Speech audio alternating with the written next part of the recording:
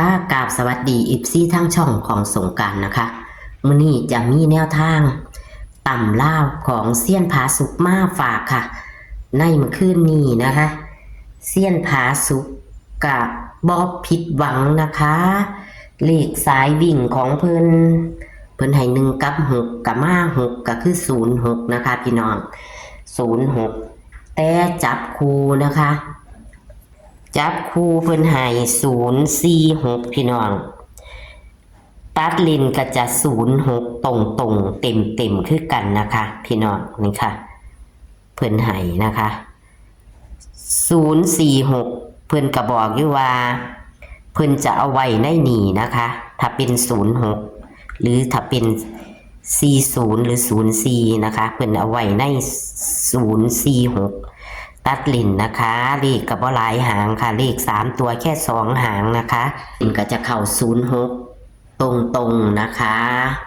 อ้าวมื้อนี้ค่ะในมื้อนี้วันที่14สิงหาคม69นะคะพอจะให้เป็นตัวใดนะคะเฮากะมาไปฟังเสียงสัมภาษณ์ระหว่างแอดกับเซียนผาสุกกันได้เลยค่ะ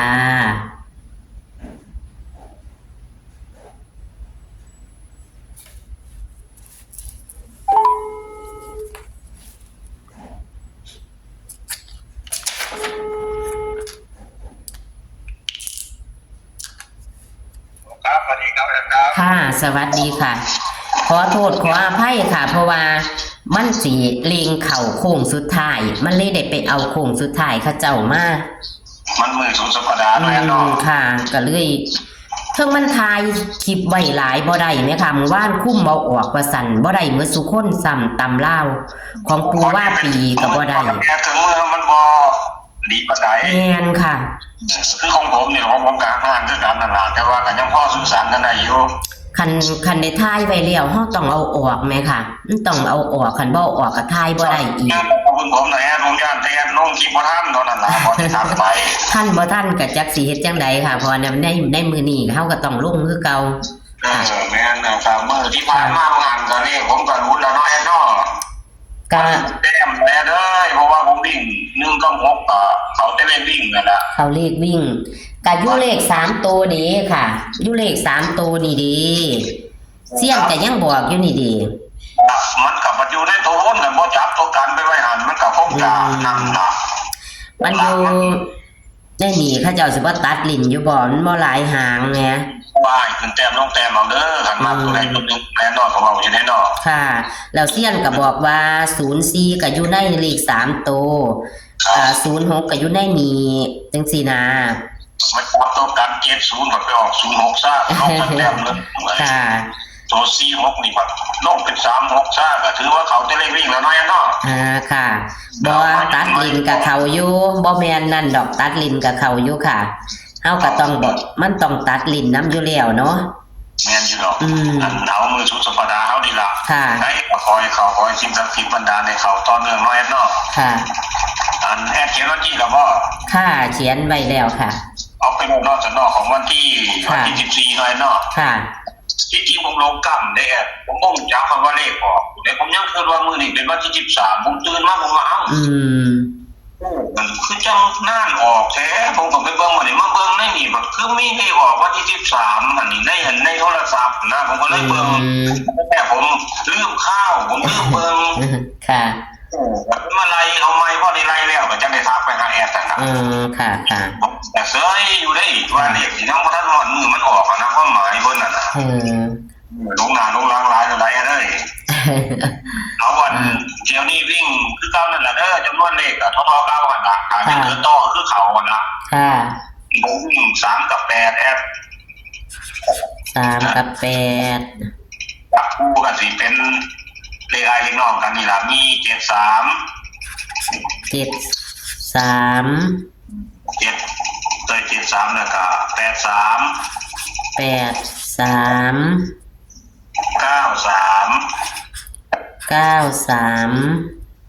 แล้ววันนี้ก็ติดเลขเบิ้ลได้เด้อ88ค่ะ88แล้วก็89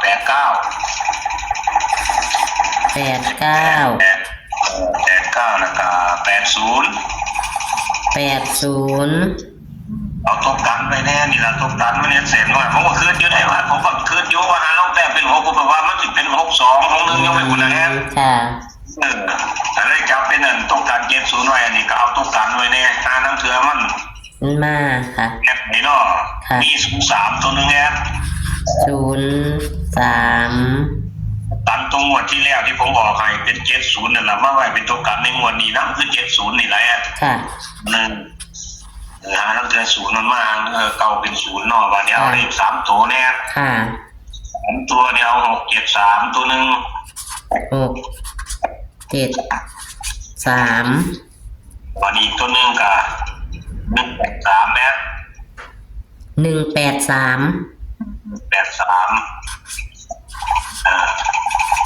ในเลข3ตัวกับโบเน่นแหละผมมันเนี่ยเอาเลข2ตัวเด้อ ค่ะ 63กับ83แม่ อีหยังก็ค่ะ 73กับ83เวลาเน้น2ตัวนี่ล่ะ เสียงขาดหาย แต่ว่าคุณพ่อคุณแม่กับพี่หน้ามันเรื่องนี้ผมมักจะขึ้นแต่ลงแต้มเพราะว่า63นี่ก็ยังเด่นอยู่ในแอด ค่ะ จะเป็นอย่างที่พ่อจามไปผมก็ว่ามันออกแล้วจริงๆเลข6นี่ถ้ามันมา6นี่ย่ามันเป็นเบิ้ลซ้ำคนละ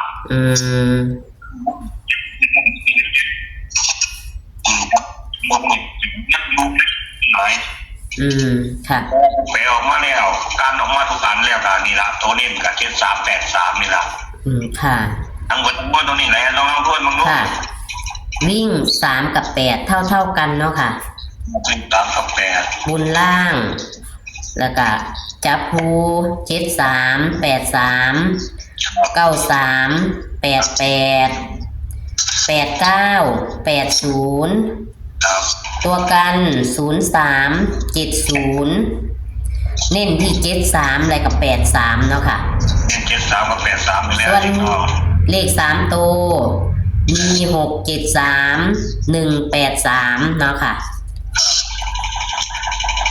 ติดต่อแม่อันนี้คือเลขเนี่ยเนาะผมก็ย้ำนี่หรอกคืองวดที่แล้วผมก็เว้าอยู่ดอกว่าคือเลขพวก06พวกนี้ผมก็ชอบแต่ว่าผมมันบ่ได้กระจายออกไปแล้วกระจายกันจะหลายเนาะแอนเนาะผมเลยเอามาไว้อยู่น้ำเลข3 แมน ค่ะต่อไปผมตัดซื้อโลด ค่ะก็ว่าจำสันอยู่ค่ะ ซ่อมไปนานๆเหลือๆไว้ผมผู้เป็นผู้เฮ็ดเองผมกับมันออกเวลาผมจะเสนอได้ไหนเอ้ย ค่ะ แต่เขาก็จับไปตามรูปแบบของสูตรของตัวเองนะเที่ยวนี้คือการถ้าสมมติว่าชอบ67ดู67นี่ก็ยังแห้งเลยเด้อ อ๋อค่ะ มันก็มาอยู่น้ำเลข3ตัวกับแบบเดียวกับงวดเมื่อกี้นี่ละถ้าชอบ67อยู่ก็เอาไว้แน่เพราะว่ามันก็ยังแห้งอยู่ถ้าผมจะให้เป็น67ตัวนึงอีกมันก็จะหลายไปนะ ค่ะหายแปรเอาอยู่ใน3ตัวตัว18ตัวเดิมนี่ที่มันออก18มันก็ยังอยู่ได้แอดค่ะเลยเอามาไว้นี่เพราะว่าตำแหน่งเลขหลักร้อยของผมมันมี6มี1เป็นหลักร้อยมันเลยเข้ารูปแบบกันพอดีนะค่ะถามว่าเป็นเบิ้ลก็จะบ่เกิน66คือ88คือ99บ่เกินมื้อนี้ดอกค่ะเลขประกับทำลายเนาะก็ว่าไปอันนั้นเป็นการวิเคราะห์ค่ะ